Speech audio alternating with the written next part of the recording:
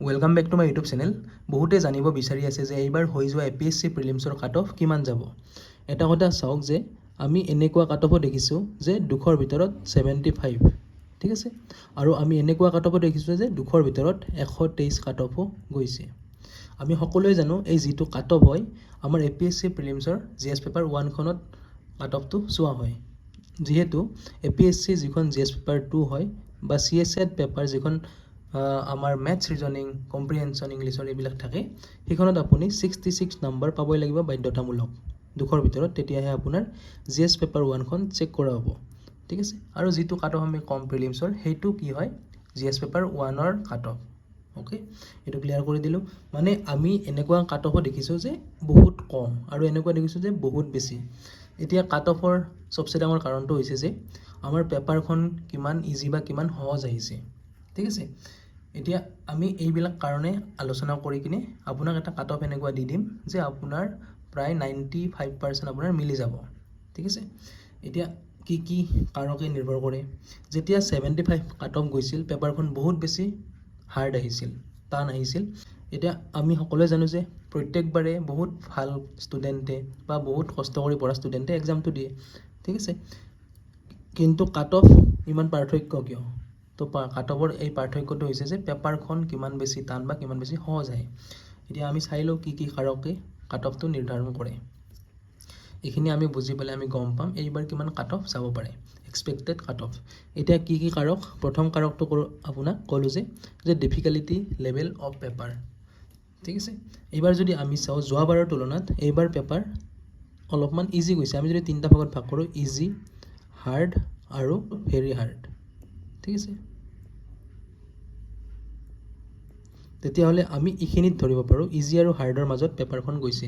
আমি যিহেতু GS paper 1ৰ কথা কৈ আছোঁ আৰু GS পেপাৰ 2খন এইবাৰ অলপমান হাৰ্ড লেভেলত গৈছে, ঠিক আছে। এতিয়া GS পেপাৰ 2খন যে হাৰ্ড গৈছে এইটো আমাৰ কাট অফত নিৰ্ভৰ কৰিব। কাৰণ GS পেপাৰ 2খনত যদি আপুনি 66 নাপায় 200ৰ ভিতৰত, তেতিয়াহ'লে আপোনাৰ GS পেপাৰ 1খন চেক কৰা নহ'ব। মানে যিসকলে GS পেপাৰ 2খনত CSET পেপাৰখনত 66 নাপাব তেওঁলোকৰ পেপাৰ চোৱা নহ'ব GS পেপাৰ 1 আৰু তেওঁলোক ডাইৰেক্ট বাহিৰ হৈ যাব সেই কম্পিটিশ্যনটোৰ পৰা। এতিয়া ৰুলটো কি হয় যে ডিফিকাল্ট যদি পেপাৰ হয় তেতিয়াহ'লে কাট অফটো হ'ব লোৱাৰ কাট অফ, আৰু পেপাৰ যদি ইজি হয় কাট অফটো যাব হাই। এইখিনি আপুনি বুজিলোঁ। নেক্সট কাট অফ নিৰ্ধাৰণ কৰা ফেক্টৰটো হৈছে যে নাম্বাৰ অফ ভেকেঞ্চি। এতিয়া ইয়াৰো ডাইৰেক্ট ৰুলটো কেনেকুৱা, যদি ভেকেঞ্চি বেছিকৈ থাকে তেতিয়াহ'লে কাট অফটো কম হ'ব, আৰু যদি ভেকেঞ্চিটো কম থাকে তেতিয়া কাট অফটো হাই হ'ব, ঠিক আছে। এইবাৰ ভেকেঞ্চি যিহেতু বহুত কম আছিল সেইকাৰণে সেই হিচাপে যদি আমি চাব যাওঁ তেতিয়াহ'লে আমাৰ কাট অফটো হাই যোৱা সম্ভাৱনা আছে। এইটো ক্ষেত্ৰত হাই যোৱা সম্ভাৱনা আছে। তাৰপিছত যদি এইটো কাৰক চাওঁ, কেণ্ডিডেটছ পাৰফৰ্মেঞ্চ, যিসকল কেণ্ডিডেটে এক্সামটো দি আহি কিনে ফিডবেকবিলাক দিছে তাৰ ওপৰত নিৰ্ভৰ কৰি আমি ক'ব পাৰোঁ যে পেপাৰ ইজি আহিছে আৰু বেছি নাম্বাৰ পাব, এনেকৈ কৈ আছে। এইটো এটা কাৰক হয় কাট অফ হাই বা ল' যোৱাৰ। যদি ইজি হৈছে তেতিয়াহ'লে কাট অফ আপুনি বেছি পাব লাগিব। যদি ইজি হৈছে চবেই বেছি পাব যিহেতু, তেতিয়া কাট অফ বেছি যাব। এতিয়া next number of candidates appeared, কিমান কেণ্ডিডেটে এপিয়াৰ কৰিছে সেইটো এটা কাৰক। এইবাৰ বেছি কেণ্ডিডেটে এপিয়াৰ কৰিব পৰা নাই যোৱাবাৰৰ তুলনাত বা কৰা নাই এপ্লাই, যিহেতু ভেকেঞ্চি কম আছিল, এইটো এটা কাৰক হয়। আৰু ৰিজাৰ্ভেশ্যনটো এটা কাৰক হয়। কাট অফটো আমি সকলোৱে জানোৱেই। আমি যিহেতু 78 ভেকেঞ্চি আছে এইবাৰ, তেতিয়াহ'লে আপোনালোকৰ মাজৰ পৰা কিমানে এক্সামটো পাছ কৰিব বা কিমানে এক্সামটো পাছ কৰি কিনে মেইনছত বহিব পাৰিব, ঠিক আছে। কাট অফ কেনেকৈ ওলোৱা হয় আমি সকলোৱে জানো। পেপাৰ চোৱা হ'ব, তাৰপিছত 1ৰ পৰা এনেকৈ 2, 3 এনেকৈ 1200 মানলৈকে এনেকৈ নাম্বাৰ লগাব।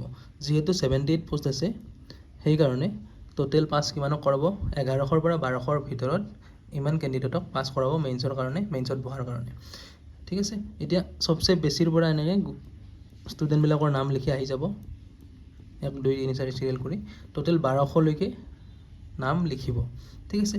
এই লাষ্টৰ যিজন 1200 নম্বৰত আছে যিজন কেণ্ডিডেট, তেওঁ যিমান নম্বৰ পাইছে GS পেপাৰ 1ত সেইটো হৈছে কাট অফ, ঠিক আছে। এইটো হ'ল কাট অফ। এতিয়া আমি কাট অফটো বুজি পালোঁ। কিমান কেণ্ডিডেটে পাছ কৰিব ক'লোৱে, প্ৰায় 1100ৰ পৰা 1200 কেণ্ডিডেট। তাৰ ভিতৰত যিসকলে মেইনছত বহিব এই 1200 কেণ্ডিডেটে, তাৰ পৰা মেইনছত কিমানে পাছ কৰিব, প্ৰায় 3 গুণে পাছ কৰে। যিমান ভেকেঞ্চি থাকে তাৰ 3 গুণ। আমি যদি চাওঁ তেতিয়াহ'লে 230ৰ পৰা 240 কেণ্ডিডেট মেইনছত পাছ কৰিব। মেইনছতো বাদ দিয়ক এতিয়া, এইখিনি হ'ল। এতিয়া আমি ফাইনেল কাট অফটো ডাইৰেক্ট আপোনাক কৈ দিওঁ। মই বাকী যিখিনি এনালাইজ কৰিছোঁ তাৰ পৰা কৈ দিম যে আমি যদি জেনেৰেল হওঁ, জেনেৰেলৰ কাট অফ 100ৰ পৰা 110ৰ ভিতৰত থাকিব, ঠিক আছে। OBC MOBCৰ 90ৰ পৰা 100ৰ ভিতৰত থাকিব।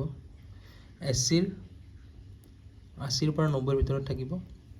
ST প্লেনৰ 75ৰ পৰা 80ৰ ভিতৰত থাকিব। আৰু ST হিলৰ 60ৰ পৰা 70ৰ ভিতৰত, ঠিক আছে। আৰু দুটা আছে পাৰ্চন উইথ বেঞ্চমাৰ্ক ডিচেবিলিটি আৰু এক্স ছাৰ্ভিচমেন। এই দুটা ভেকেঞ্চি বা ৰিজাৰ্ভেশ্যনৰ ওপৰত নিৰ্ভৰ কৰে, ঠিক আছে। বহুত কম কাট অফ যায় এওঁলোকৰ তুলনাত। আজিৰ কাৰণে এইখিনিয়ে, থেংক ইউ।